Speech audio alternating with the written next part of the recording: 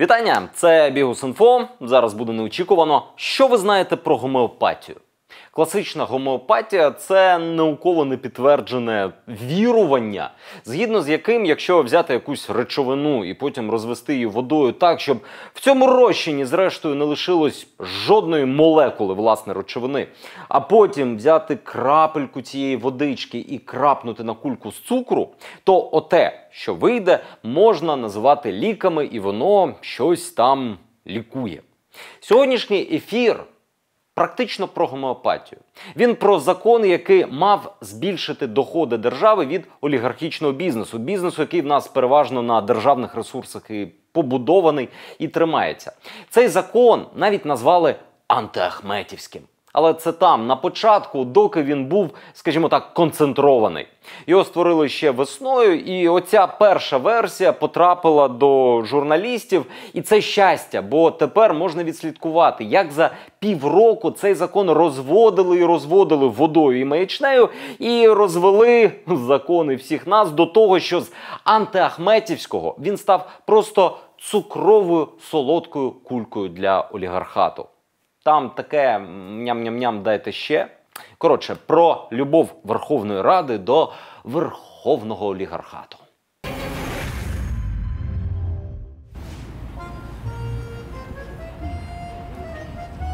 Хтось колекціонує марки, хтось годинники, хтось автівки, а син Ахметова колекціонує вілли. Днями з'ясувалося, що Дамір Ахметов став власником ще одного величезного будинку у передмісті Женеви. Ось пишуть, що обидві обійшлись у понад 3 мільярди гривень. Красиве життя рядового члена наглядової ради батькових Метінвесту і ДТЕКу. ДТЕК веде Ахметова-старшого теж в плюсі. Збільшили чистий прибуток у 5 разів. Відчувається якийсь причинно-наслідковий зв'язок, правда? Так, ідемо далі. Метінвест Ахметова-Новинського за півроку отримав понад 2,5 мільярди доларів чистого прибутку. Ну, а в порівнянні з 2020-м теж збільшив прибутки у 5 разів. Гірничо-видобувна компанія «Живаго» збільшила чистий прибуток майже втричі. Теж непогано. Нічого так новини в 21-му. Приватбанк виплатить Нікопольському феросплавному заводу Коломойського 22 мільйони гривень. Апеляція залишила рішення в силі. Багатство першої сотні по Forbes Україна зросло на 42% до 44,5 мільярдів доларів. Розмір держборгу України перевищив показники кризового 2015 року і склав 125 мільярдів доларів. Рішуча, безкомпромісна деолігархізація. Але стоп, без паніки. Ось наш Грааль, філософський камінь, патронус і авада кедавра в одному флаконі. Могутня зброя проти олігархів, яким тепер просто магічним чином повикручує руки в напрямку сплати податків.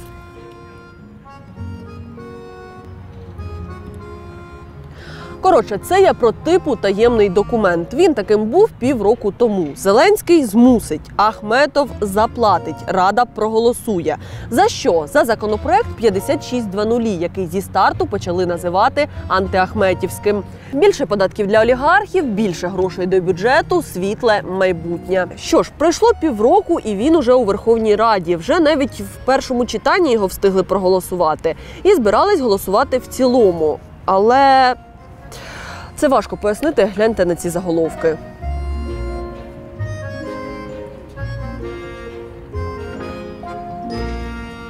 Антиахметівський же законопроект. Більше податків для олігархів. Чому такі розгромні заголовки? Що сталося?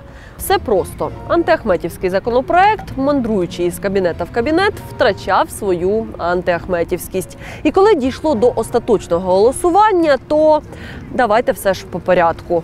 Але перед тим про ще одну цифру. На Ютубі Бігус.Інфо уже 485 тисяч. Якщо ви ще не підписались, будь ласка, тисніть червону кнопку, вже так хочеться 500 000.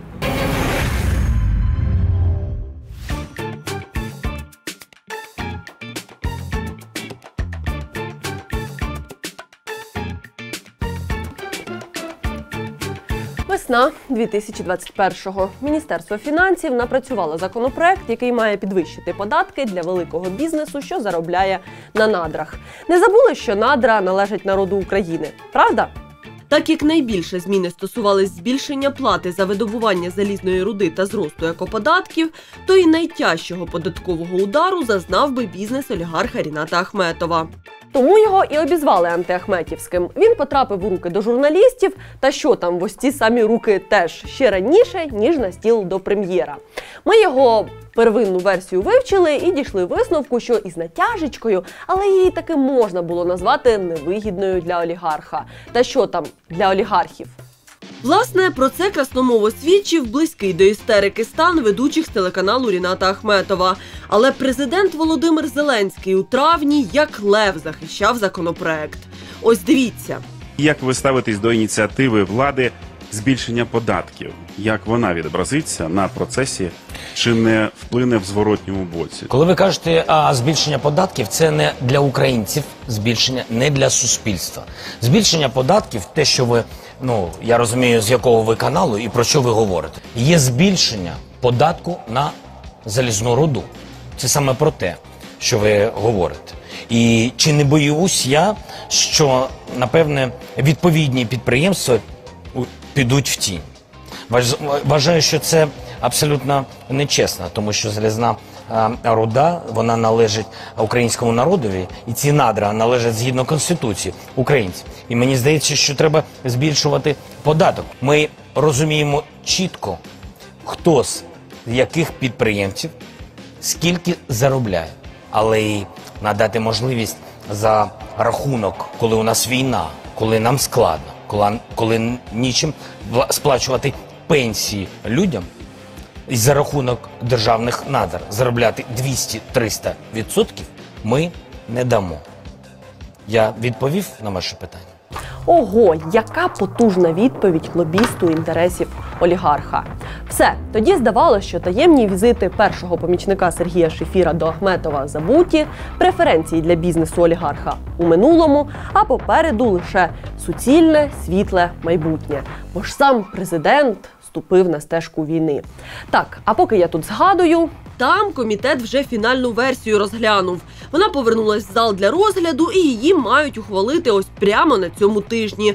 Давайте відволічемося на актуальне по історичному закону. Не ходіть і не говоріть, що це антиахметівський проєкт закону і що ви робите, стягуєте в бюджет надприбутки. Це слуги народу говорять про те, що нарешті вони борються з олігархами чи з монополями. Все до точності навпаки. Я вважаю, що зараз воно виглядає не дуже чітко і так, як влаштовує державу. Але ми, коли приймали це рішення, ми бачили, що були зовсім другі ціни, і тому орієнтувалися на ті ціни, які зростали. І робили усе, щоб держава не втрачала. Податкування по руді в такому вигляді підтримував? На жаль, так. Чому? Ви підтримали, тепер вважаєте, що на жаль? Це був такий консенсус. І тому воно і було проголосовано. А яка в нас тепер буде рента за руду, то так, є ризик, що якщо руда піде нижче, то в бюджет буде відраховуватися менше грошей, ніж при тій собівартості, яка зараз є. Це досягнення компромісу. Чекайте.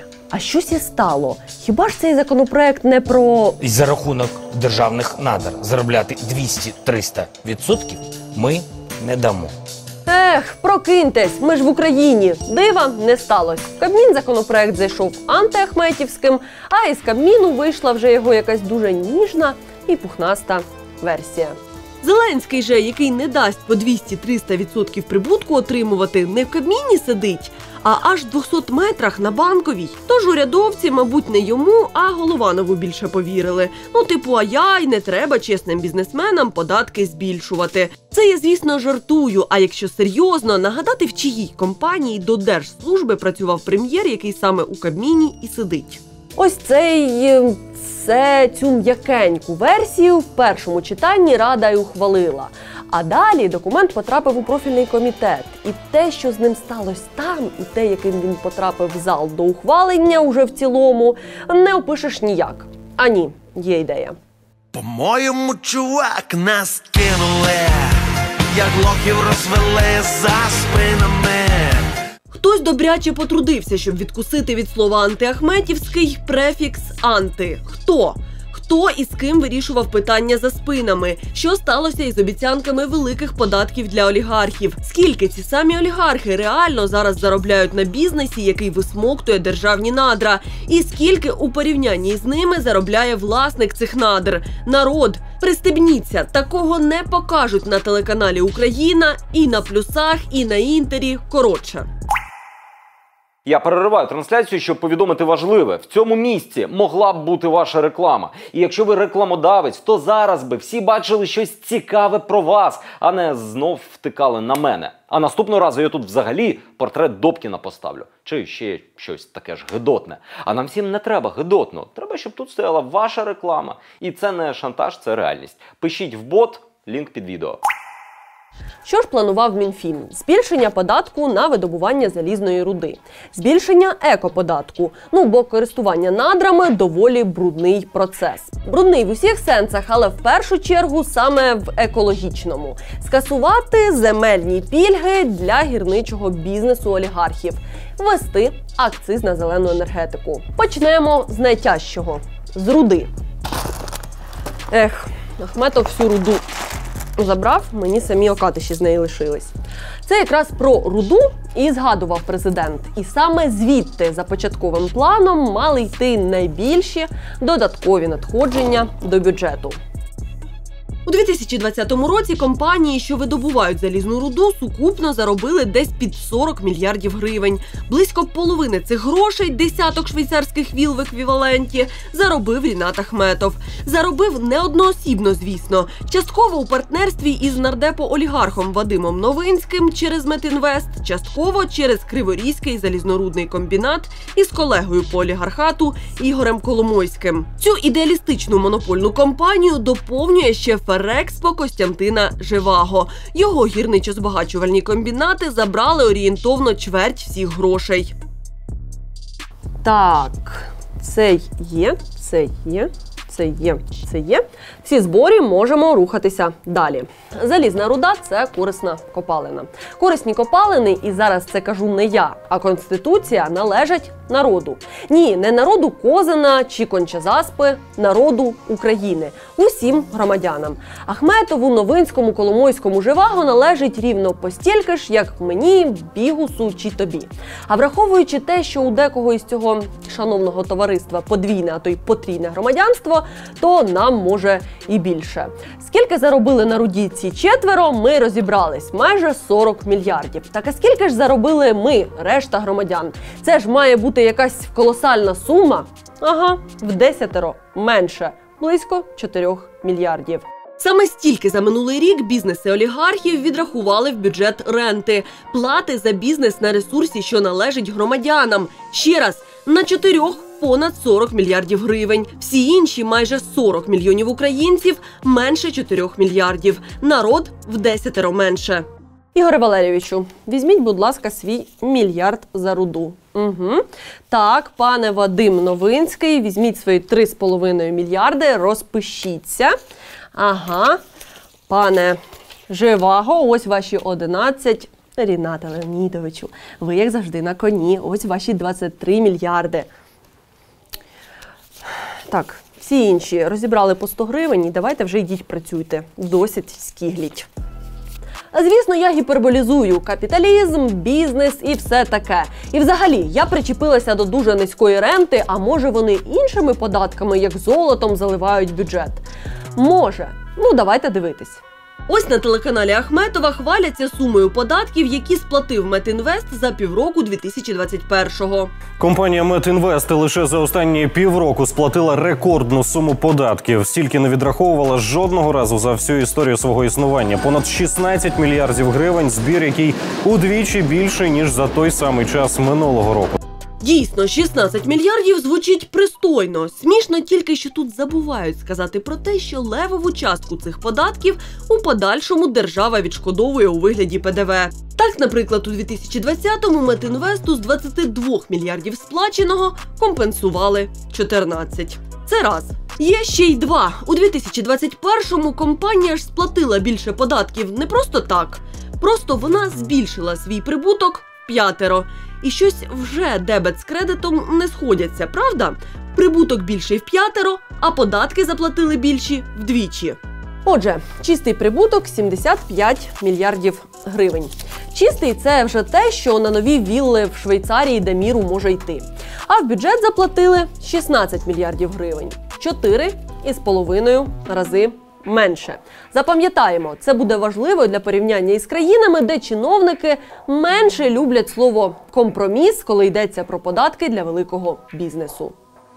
Що відбувалося у 2021-му? Ціни на залізну руду сягнули історичного максимуму – більше $200 за тонну. Але українська рента до коливань не прив'язана. Бізнес олігархів віддає до бюджету гроші не від ціни на руду, а відсоток від собівартості. А собівартість на стабільно дешева – від 10 до $40. Залежить від способу видобутку. Занурюватися в шахтні і наземні способи не будемо, бо рахують в середньому $25 за тонну.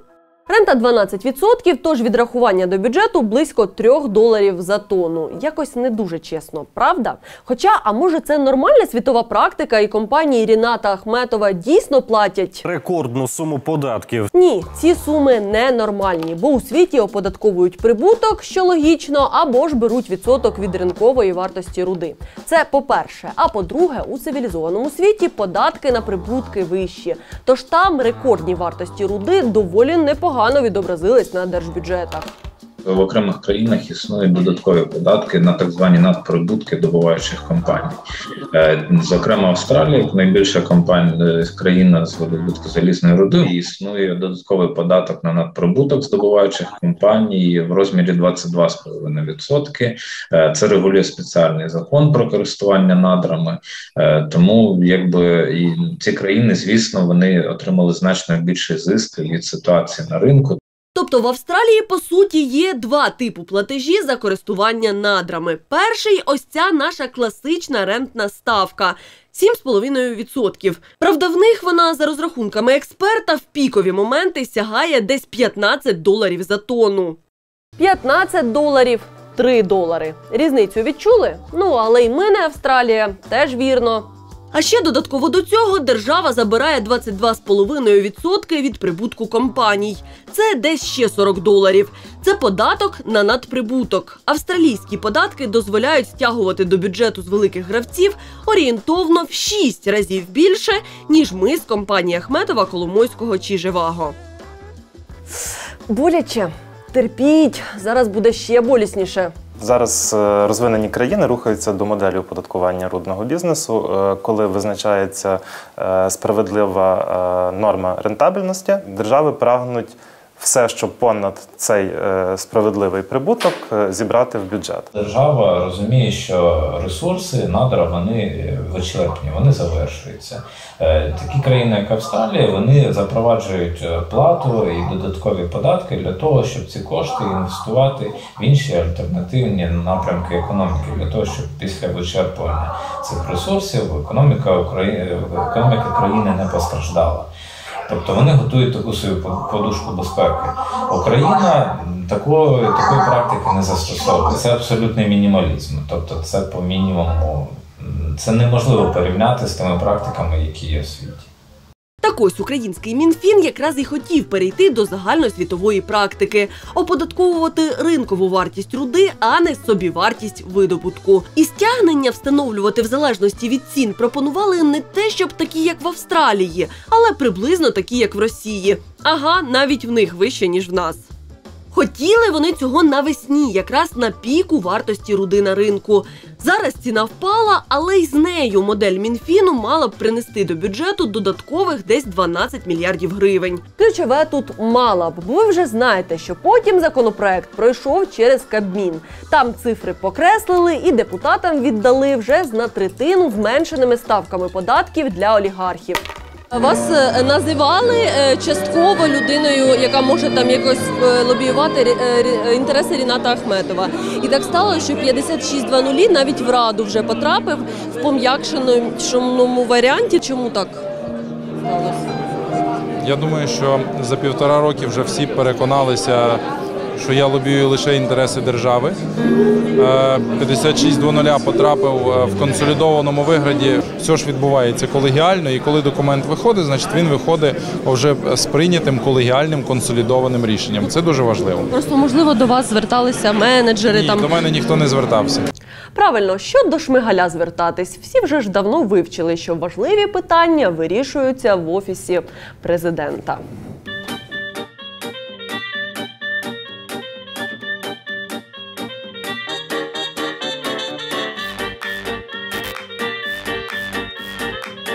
Тож за 5 днів до реєстрації Кабміном законопроекту наш колега Михайло Ткач зняв, м'яко кажучи, не дуже публічний візит співвласника Метінвесту до Офісу Президента.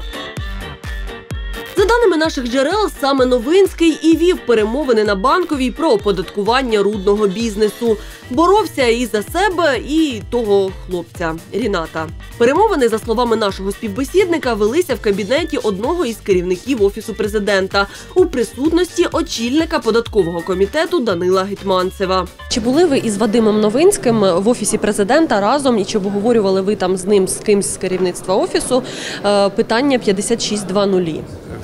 З Вадимом Новинським я не пам'ятаю, щоб ми були разом в Офісі Президента, але я з Вадимом Новинським спілкуюся досить часто в Верховній Раді. Мені не треба з ним йти до Офісу Президента.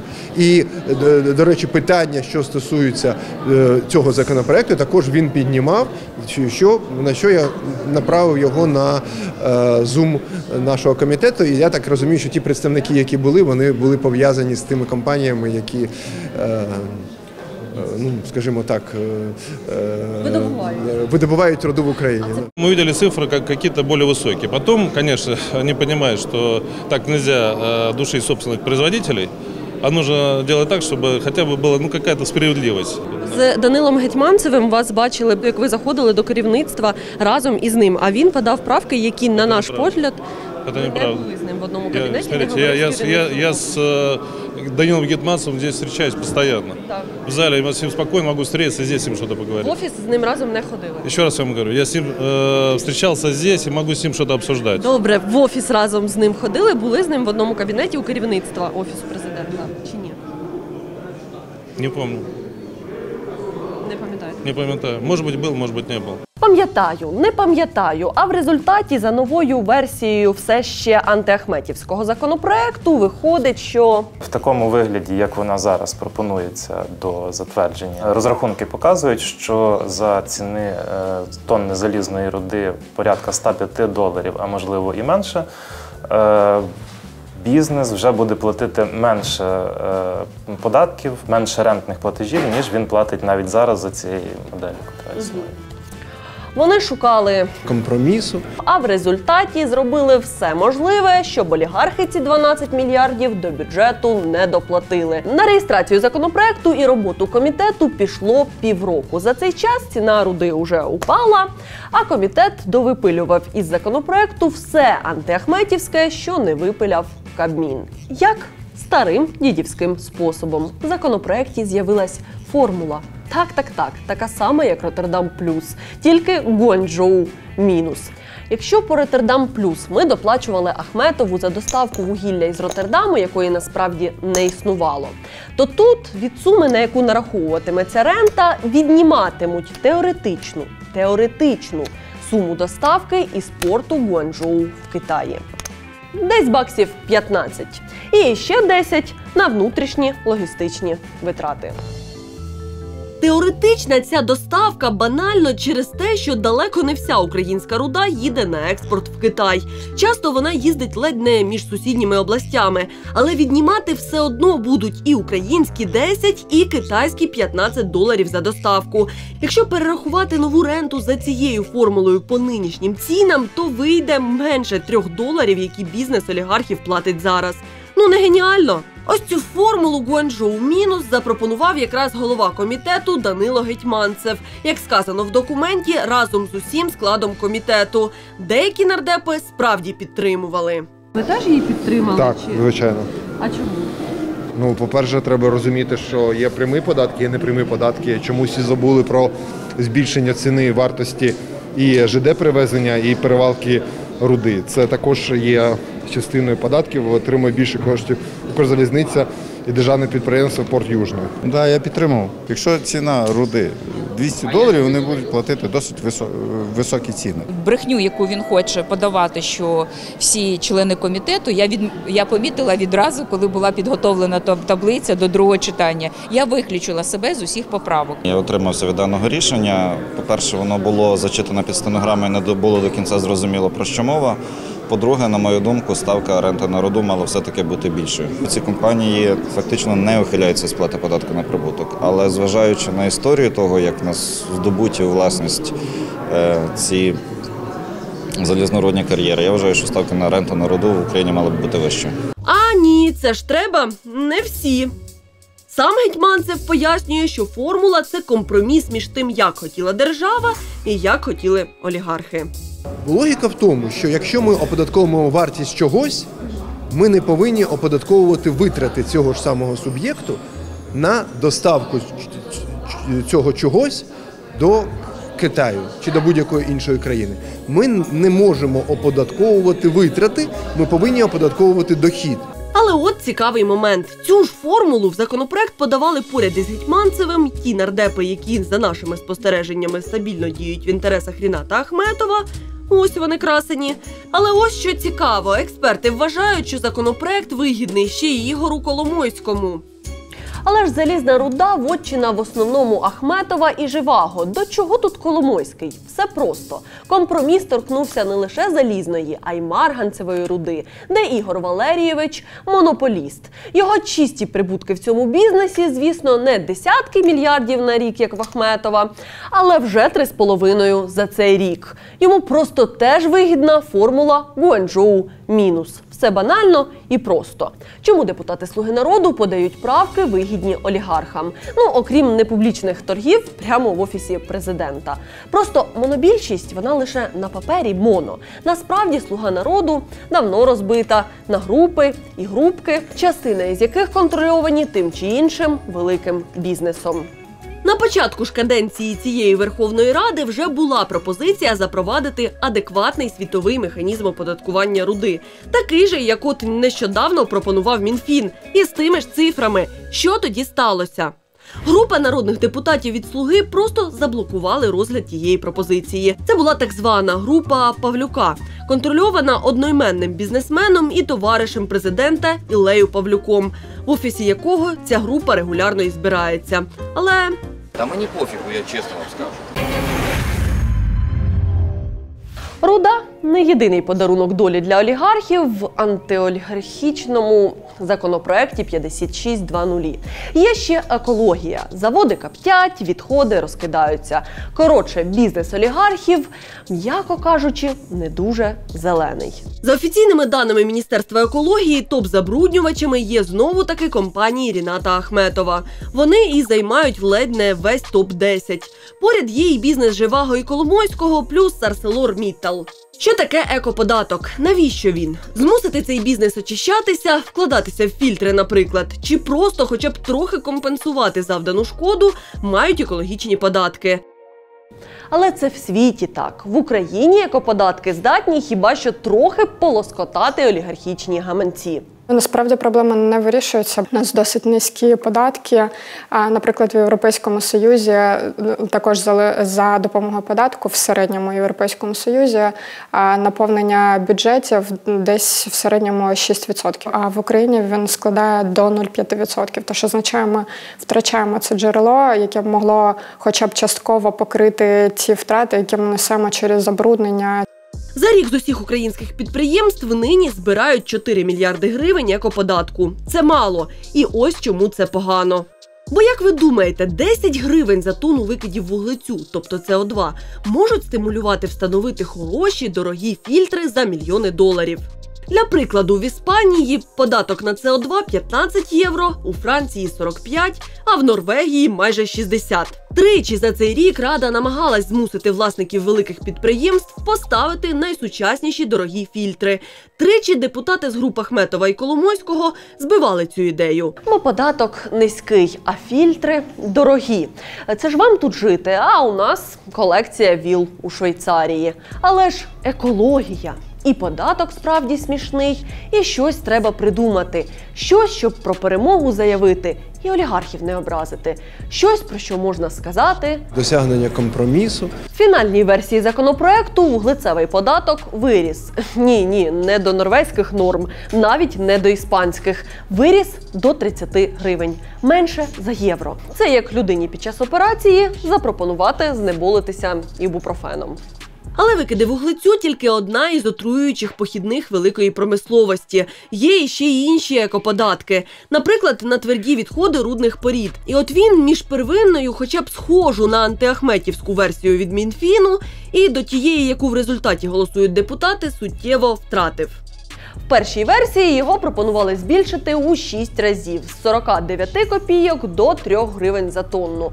В результаті пропонують збільшити барабанний дріб до 54 копійок. 5 копійок. 5, Ріната. Доведеться, схоже, суттєво скоротити витрати на підстригання газону на задньому дворі нової вілли, щоб якось компенсувати цю шалену різницю. Кому це найбільш вигідно? Ну, ми ж на самому початку розповідали, хто завідує рудою в Україні. Ахметов, Коломойський, Живаго. Несподіванка яка ж. Яка іще із норм антиахметівського законопроекту не дожила до голосування? Норма про скасування пільги на земельний податок для тих самих гірничо-збагачувальних комбінатів. Вона була у першій мінфінівській версії проекту. Так, уявіть собі, вони мають пільги. Платять 25% від повної вартості. Знісши лобістську пільгу, можна було б залучити до бюджету додатково 4-5 мільярдів гривень. Можна було б. І Мінфін це в проект вписав. А Кабмін вбив. Пільга лишається. Ну а що? Хороші ж люди, поважні. Для чого сваритися? Ну і вишенька на цю гору шлаку – зелена енергетика. Зараз у нас із цим, здавалося б, сучасним і екологічним способом видобутку електроенергії якийсь дикий захід. Бо класну ініціативу перетворили на олігархічну годівничку. Не буду мучити вас подробицями, лише кілька фактів про це. Факт перший. Український тариф на зеленку, який ми платимо виробникам, майже вдвічі вищий, ніж в заможній Німеччині. Про пільги для олігархів на олігархічних каналах не розкажуть, а ми розкажемо, бо працюємо лише на вас. Якщо ви підтримуєте незалежну журналістику, то дякуємо, ви круті. Можете підписатись на наш Patreon або задонатити за лінком під цим відео. Факт другий. Держава зобов'язана викуповувати всю зеленку, незалежно від того, потрібна вона в даний конкретний момент країні, чи їй достатньо того, що виробляють, наприклад, атомні станції. Ну і факт третій. Українська зеленка, на жаль, поки не може працювати без участі старих і страшенно шкідливих теплоелектростанцій. Тож вітчизняна модель екологічності дуже своєрідна. Ну і факт четвертий. В Україні відсутній акциз на виробництво зеленої енергетики. Інші виробники електроенергії акциз сплачують, зеленка – ні. Найбільшим власником зелених станцій в Україні є Рінат Ахметов, який лише за перше півріччя 2021-го вп'ятеро збільшив прибуток із зеленки у порівнянні з аналогічним періодом 2020 року. Його компанія дуже голосно заявляла, що накладати акциз ніяк не можна. На ефірах, у заявах, у статтях. В унісон своє слово сказали і в Європейському банку реконструкції і розвитку. Ну, логічно. Міжнародні банки давали кредити нашій зеленці якраз під високий зелений тариф і відсутність додаткових податків. Але ж деолігархізація. Бізнес має платити більші податки. Тож у антиахметівський законопроект була додана норма про запровадження акцизу для виробників зеленки – 3,2%. І це мало дати бюджету додаткових 1,5 мільярди гривень. Мало. Не дасть. Без інтриги. Норма не дожила до голосування. Тут треба ремарка. Ми за зелену енергетику, бо це круто, це сучасно, екологічно і за цим майбутнє. Але в Україні зараз це, на жаль, рухається в нездоровий бік. От що заважало залишити пільгу для малих станцій, які зараз розвивають енергосистему, і запровадити її для великих гравців на кшталт Ахметова? Питання дуже риторичне. А що загалом заважало? Там получився перекос. Якщо ми б її ту норму ввели, то просто вирівнялось, було б невигідно ті станції ставити. Так зараз вдвічі більше, ніж в Німеччині, зелений тариф, а там тільки 3%. Ми не порівнюємо з Німеччиною, ми маємо свою господарку, ми в своїй господарстві розбираємося. Ми розуміємо ризики того, що буде подання до суду і шансів виграти буде мінімальні. Наша позиція тоді в суді буде досить слабка, бо, по-перше, ми вже змінювали правила до зеленої енергетики. Я навпаки спілкувався якраз з паном Гетманцевим стосовно цієї норми, що вона повинна там бути. Ми ж розуміємо всі, що ця норма дуже б'є по декільком людям в нашій країні, які дуже не бажають, щоб ця норма була. Добре, а що ж тоді залишилось від антиахметівського законопроекту, якщо антиахметівське там забрали все? Із того, що можна назвати мінімально глобальним, то це вирішили вивести із тіні великих фермерів-латифундистів, типу Косюка, Веревського чи Тарасова, а також таки вводять акциз для айкосів. Все. Решту, як завжди, збирають із середнього бізнесу. Так а де ж тоді деолігархізація, крім як на папері у віртуальному реєстрі? Невже хоч хтось думає, що для олігархів болючіше, що їх впишуть в якийсь там віртуальний реєстр, ніж доплата конкретних додаткових 20 мільярдів гривень у бюджет? Деолігархізація – це про гроші, а не про реєстри. А їхні, точніше наші, але все ще їхні гроші, як бачите, в повній безпеці. Цей законопроект красномовніше за всі обіцянки, пафосні заяви і ефіри показує справжнє ставлення влади до олігархів. Їхні надприбутки все ще недоторкані. Поширюйте це відео, ставте лайк, аби більше людей дізнались про це.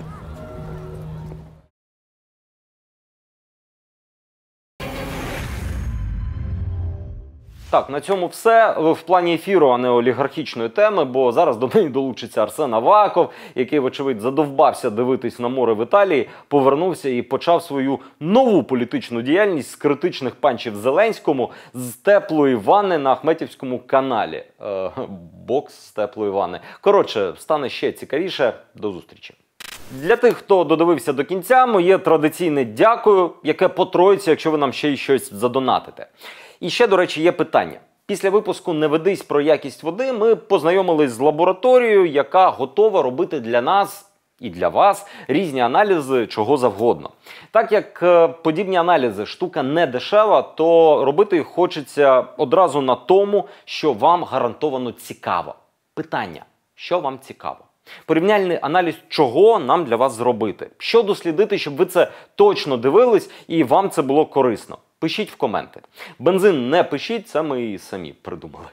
Бувайте.